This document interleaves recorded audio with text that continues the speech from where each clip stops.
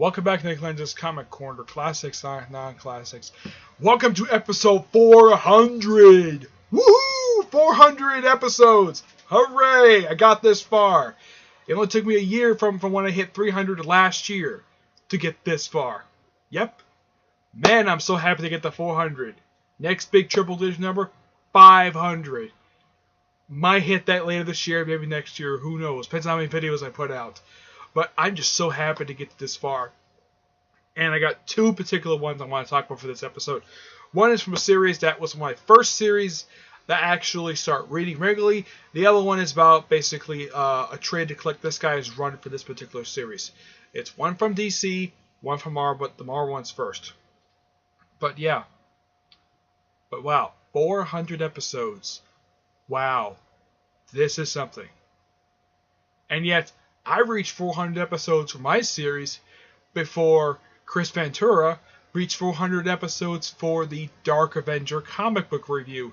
I beat Tim to this number. And I only started this just a few years ago, and yet he's been doing his show for, I think, about 5 years now, 4 or 5 years. And it took me almost 3 years to get this far, which is amazing. So, I beat him at something. First one to get the 400 episodes for this particular series. Which, this is awesome. I'm sure probably a lot of people come front might be a little jealous of the fact that someone like me can hit 400 episodes earlier than they could. But, who knows? They might be happy, basically, for me hitting this particular number. But, all depends upon them if they want to watch this episode or not. I just hope that it doesn't get flagged because they get jealous of the fact that I hit 400 for what they did. Alright, enough about that. First up, it's one of the first series I got regularly into. And it's a trade collecting the recent run by Dan Slott. Amazing SpiderMan Worldwide Volume 4, containing issues. I have to look this up on my phone because Marvel doesn't really care they might go back to nostalgic number for this one. Let's see.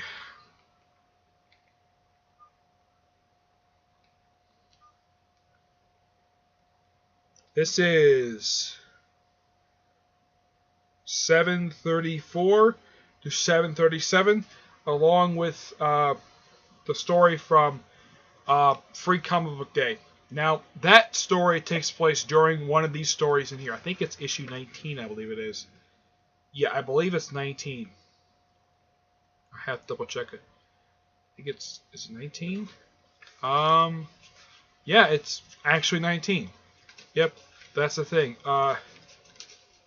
Basically, that issue takes place at the same time as issue 19. So basically, that was promoting an issue a few months down the road. Or at least a couple months, basically. These are just a series of standalone issues. 4 standalone issues that lead into the Clone Conspiracy storyline that was originally promoted as Dead No More. And as a matter of fact, the banner on top of his cover says Before Dead No More. 4 standalone issues. One of them happens to be the death of the original Electro, Max Dillon, who's been around since issue, I believe, 6 of Amazing Spider-Man back in 1964. So a character, Max Dillon, who had been around at this particular point in time for 52 years, gets killed off by a woman he basically accidentally killed off at the start of the previous volume of the series. Yep, she comes back as a clone. Except that the Jackal, a.k.a. Ben Reilly, yeah, it was revealed during the storyline was Ben Reilly, that he removed all the piercing and all the tattoos from her and made her squeaky clean and made her new Electro. Okay, something different. And you know what's really weird, though? She was not infected with the Karen virus for some reason. Yeah, I'm like, okay, I get the fact Francine is a clone. But yet, everybody else who basically... Yeah, there's something that's never been explained. I'm not sure what the heck Dan Slott was up to. And I was really ticked off, basically, when I saw Dan Slott. That he got this, when I went to MegaCon Orlando. I wasn't getting a book signed by him, but here's something that really ticked me off. They gave him a whole area by himself, and you had to be a VIP to get an autograph, which I'm like, Really, Slott? Really? You're just doing this because you're the writer of Amazing Spider-Man. I mean, I don't see Jerry Conway doing this. Though I'm going to see him in a couple months anyways. I didn't see Greg Rucka having this. Heck, in the case of Neil Adams, the guy may have 2 booths, but at least he didn't have to be a VIP to get his autograph. All you had to do is pay $30 for an autograph, and that's it. That's all you had to do. Pay $30 and bam, you get an autograph. You don't have to be a VIP to get an autograph from someone like Neil Adams. I mean, I don't know about Stan Lee. I mean, I expect him like that from Stan the Man Lee, but not Dan Slott, who's not a big of a name. I mean, Stan Lee is a bigger name than he is, and yet Slott has written. The only reason why I think that Slott got that is because he wrote more issues than Stan Lee ever did on this title. Yeah, that's my opinion on that. But the issues in here weren't actually too bad. They're actually pretty good. I actually like these issues.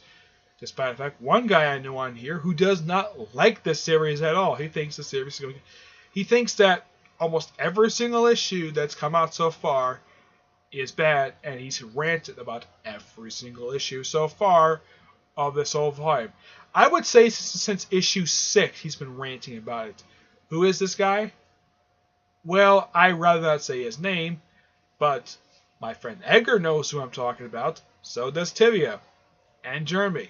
They all know exactly who I'm talking about when it comes to this one particular YouTuber I'm subscribed to who loves to rant about this series every single time it comes out, saying how bad it is and how a piece of garbage it is. Or he said, oh, someone please call Joe Kelly and save this series. So, yeah, I'd rather not say his name because I don't want to lose any more subscribers. Okay? But I actually kind of like these issues. Despite the fact, yes, they do have Jay Jameson die. Though it was kind of teased in a previous issue that May had gotten sick and they were going to have her die. And then, I don't know, I think the editor must have been asleep at the wheel. Because apparently that was changed to J for some reason. I have no idea why. But, yeah. Oh, and also there's issue 18. That ties up a loose end, stretching as far back as Superior Spider-Man. The whole thing with the living brain. They got rid of him, and as far as I know, I don't think Slott plans to bring him back. I was kind of sad to see him go. I mean, the living brain is a creation of only Stan the Man Lee. He's actually one of the most weirdest characters that Steve Ditko helped create for the Amazing Spider-Man title back in the 60s. Now, I'm sure my friend Edgar basically has reviewed reviewed the first appearance by him. But here's something interesting about the living brain himself. After his debut appearance, he didn't make a return until 20 years later in issue 36 of With Spider-Man. And then after that, he disappeared again and didn't show up until the first issue of Superior Spider-Man. And then once the whole Peter Parker industry started up, in issue, I believe it was 19 I think it was issue 20. Yeah, I think it was issue 20. From that point forward, the living brain was a recurring character in the Amazing Spider-Man book until the Pendulum issue that's printed in this trade where he's destroyed. And the stuff from that leads into basically Dr. Octopus getting himself a new body, though some of the stuff traces far back as Spider-Verse, which is great, the fact that Slott retraces that. But some people probably agree with me on this. Slott has potential storylines, but interestingly, we want to see payoff like almost right like with next storyline. With Slott, he sits on this storyline for a long time before he finally does anything with it. Like the whole stuff with the Green Goblin.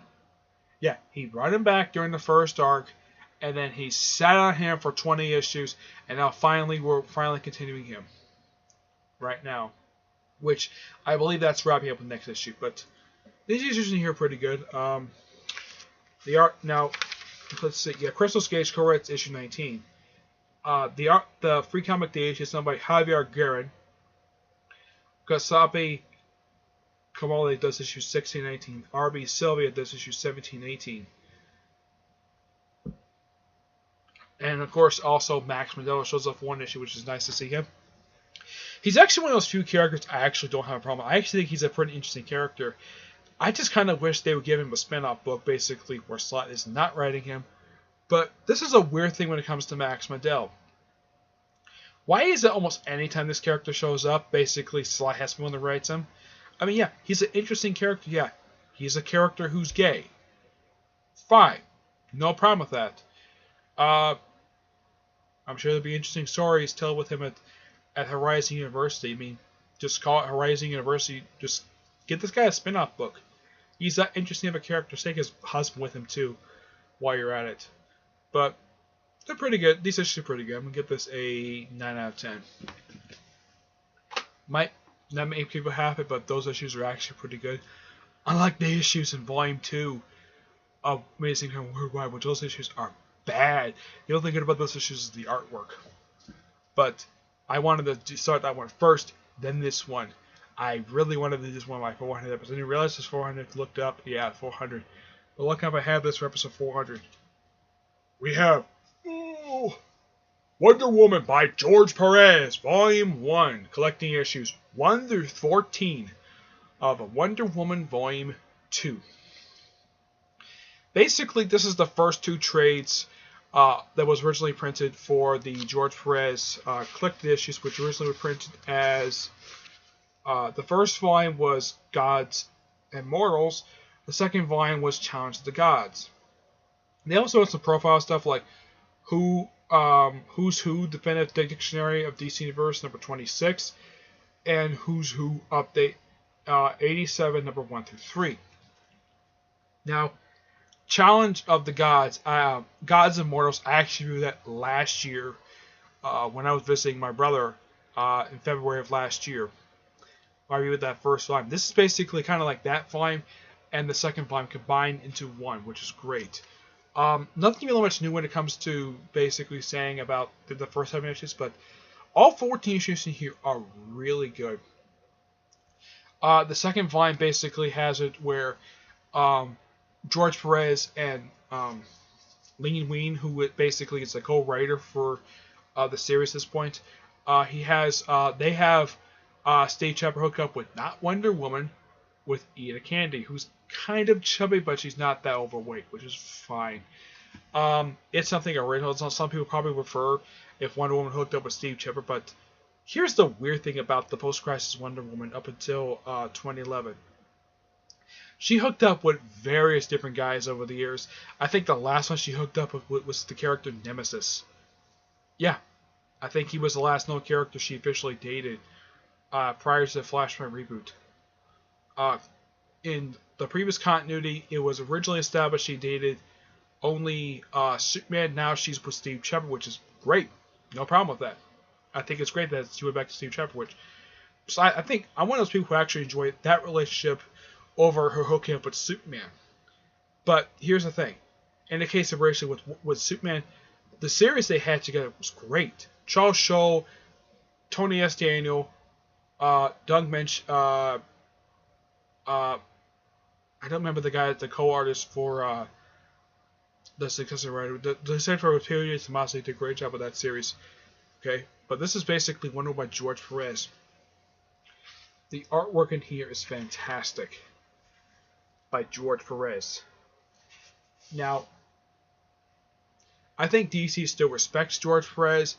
I don't know if they're on speaking terms anymore. I don't know because of the incident that happened with Superman 6 years ago, where he left the book after doing 6 issues because he was tired of the editorial interference. Excuse me. And this is kind of the reason why he got that book, because when DC was rebooted the first time back in 1986, he got Wonder Woman and did the writing and drawing for that book. In the case this one, he did this one for 62 issues and did the first 3 annuals, which is awesome. And plus, I think he did the opening story of Action by 600, which was great that he did that. But yeah, the issues in here are really good. And I'm going to give this book a 10 out of 10, just purely amazing. I don't want to give a grade lower for George Perez because the guy is just perfect when it comes to storytelling. And of course with artwork. Amazing. Alright, that's it for this. That's it for the 400th episode of the series. Next episode is episode 401 and Doubleshot number 324. I will think of basically what I'm going to do for that episode soon. But, yeah. This is my 400th episode of the series, and look forward to more. Okay? But until then, I will see you there. Bye.